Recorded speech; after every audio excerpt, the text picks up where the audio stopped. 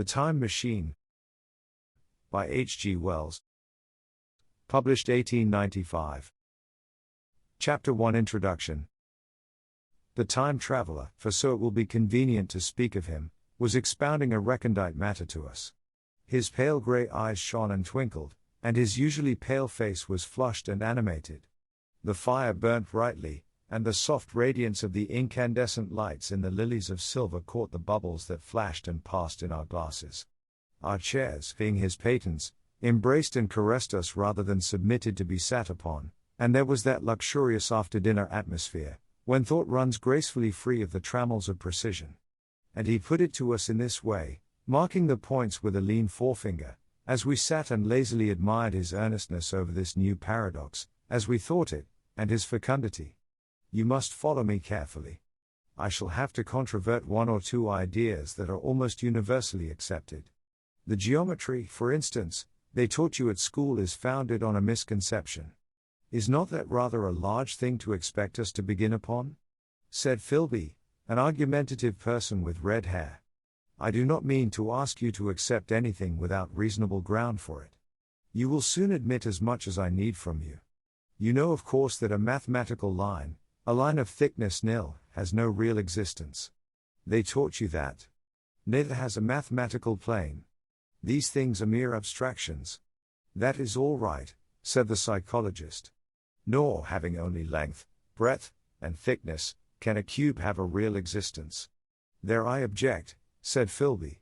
Of course a solid body may exist. All real things, so most people think. But wait a moment. Can an instantaneous cube exist? Don't follow you, said Philby. Can a cube that does not last for any time at all have a real existence? Philby became pensive. Clearly, the time traveler proceeded, any real body must have extension in four directions. It must have length, breadth, thickness, and duration. But through a natural infirmity of the flesh, which I will explain to you in a moment, we incline to overlook this fact. There are really four dimensions, three which we call the three planes of space, and a fourth, time. There is, however, a tendency to draw an unreal distinction between the former three dimensions and the latter, because it happens that our consciousness moves intermittently in one direction along the latter from the beginning to the end of our lives. That, said a very young man, making spasmodic efforts to relight his cigar over the lamp, that, very clear indeed. Now it is very remarkable that this is so extensively overlooked, continued the time traveler, with a slight accession of cheerfulness. Really this is what is meant by the fourth dimension, though some people who talk about the fourth dimension do not know they mean it. It is only another way of looking at time. There is no difference between time and any of the three dimensions of space except that our consciousness moves along it. But some foolish people have got hold of the wrong side of that idea. You have all heard what they have to say about this fourth dimension? I have not, said the provincial mayor. It is simply this. That space, as our mathematicians have it, is spoken of as having three dimensions, which one may call length, breadth, and thickness, and is always definable by reference to three planes, each at right angles to the others. But some philosophical people have been asking why three dimensions particularly, why not another direction at right angles to the other three? And have even tried to construct a four-dimensional geometry. Professor Simon Newcomb was expounding this to the New York Mathematical Society only a month or so ago. You know how on a flat surface, which has only two dimensions, we can represent a figure of a three-dimensional solid, and similarly they think that by models of three dimensions they could represent one of four, if they could master the perspective of the thing.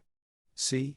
I think so, murmured the provincial mayor, and, knitting his brows, he lapsed into an introspective state, his lips moving as one who repeats mystic words.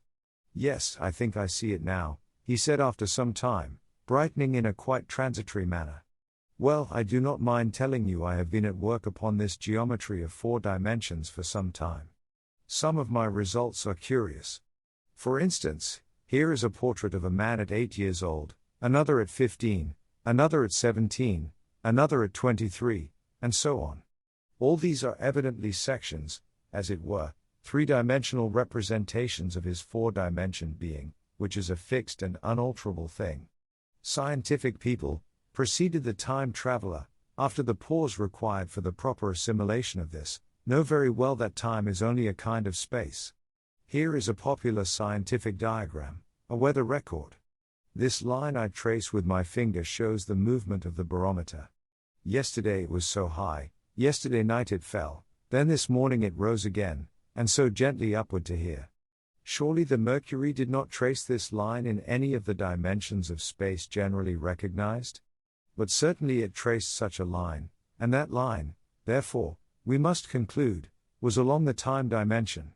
But, said the medical man, staring hard at a coal in the fire, if time is really only a fourth dimension of space, why is it, and why has it always been, regarded as something different? And why cannot we move in time as we move about in the other dimensions of space? The time traveler smiled. Are you so sure we can move freely in space? Right and left we can go, backward and forward freely enough, and men always have done so. I admit we move freely in 2 dimensions. But how about up and down? Gravitation limits us there. Not exactly, said the medical man. There are balloons. But before the balloons, save for spasmodic jumping and the inequalities of the surface, man had no freedom of vertical movement. Still they could move a little up and down, said the medical man. Easier, far easier down than up. And you cannot move at all in time, you cannot get away from the present moment. My dear sir, that is just where you are wrong. That is just where the whole world has gone wrong. We are always getting away from the present moment. Our mental existences, which are immaterial and have no dimensions, are passing along the time dimension with a uniform velocity from the cradle to the grave. Just as we should travel down if we began our existence 50 miles above the Earth's surface. But the great difficulty is this, interrupted the psychologist. You can move about in all directions of space, but you cannot move about in time. That is the germ of my great discovery. But you are wrong to say that we cannot move about in time. For instance, if I am recalling an incident very vividly, I go back to the instant of its occurrence. I become absent-minded, as you say. I jump back for a moment. Of course we have no means of staying back for any length of time, any more than a savage or an animal has of staying 6 feet above the ground. But a civilized man is better off than the savage in this respect. He can go up against gravitation in a balloon, and why should he not hope that ultimately he may be able to stop or accelerate his drift along the time dimension, or even turn about and travel the other way? Oh, this, began Philby, is all, why not? Said the time traveler. It's against reason, said Philby. What reason? Said the time traveler. You can show black is white by argument, said Philby, but you will never convince me. Possibly not, said the time traveler. But now you begin to see the object of my investigations into the geometry of 4 dimensions. Long ago I had a vague inkling of a machine, to travel through time, exclaimed the very young man. That shall travel indifferently in any direction of space and time, as the driver determines. Philby contented himself with laughter. But I have experimental verification, said the time traveler. It would be remarkably convenient for the historian, the psychologist suggested. One might travel back and verify the accepted account of the Battle of Hastings, for instance. Don't you think you would attract attention? Said the medical man. Our ancestors had no great tolerance for anachronisms. One might get one's Greek from the very lips of Homer and Plato, the very young man thought. In which case they would certainly plough you for the little go. The German scholars have improved Greek so much. Then there is the future, said the very young man. Just think. One might invest all one's money, leave it to accumulate at interest, and hurry on ahead. To discover a society, said I, erected on a strictly communistic basis. Of all the wild extravagant theories, began the psychologist. Yes, so it seemed to me, and so I never talked of it until, experimental verification, cried I. You were going to verify that? The experiment, cried Philby, who was getting brain weary. Let's see your experiment anyhow, said the psychologist, though it's all humbug, you know. The time traveler smiled round at us.